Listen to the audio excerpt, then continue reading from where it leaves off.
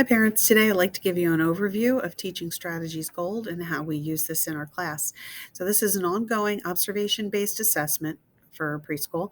Teachers observe children in their context of their everyday experiences to determine what they know, they can do, what their strengths and needs and interests are within 6 areas of learning and development.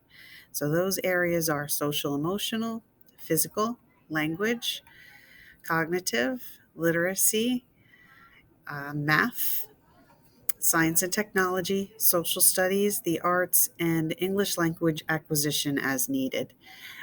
Teaching Strategies Gold meets the state requirement for early readiness assessment. There are 38 different objectives. We're mostly focusing on the first 23 of these.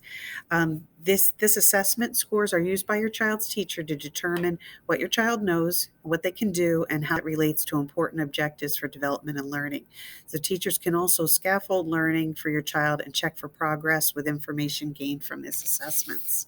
So I'll give you an example of what the color bands look like I've shown you in some of these other videos that I've made. You're going to see that the color bands are uneven in length and they often overlap. This is because children develop at different rates, and this wide span of development and learning is perfectly normal. So it's not realistic to expect that all children develop at the same rate. Within a different class or age, there can be so many different developmental points at the same time. So, for example, in reviewing the widely held expectations of the progressions, we can learn a lot about our students.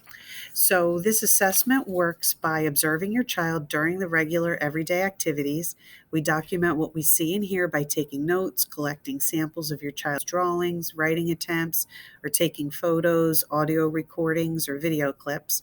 We like to exchange information with you so we can get a more complete picture of what your child knows and can do. We compare the information collected to research-based, widely held expectations, which are these color bands, for children of similar ages or grades.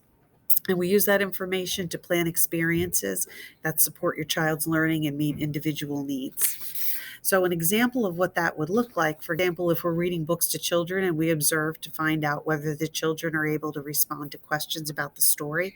So, that would be Objective 18A. So, I could take you to that so you can see what that one would look like.